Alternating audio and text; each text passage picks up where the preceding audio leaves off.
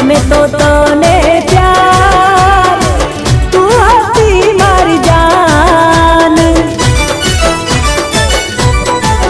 હો તારા વિના તો એક ઘડી પણ રહી ના શકતી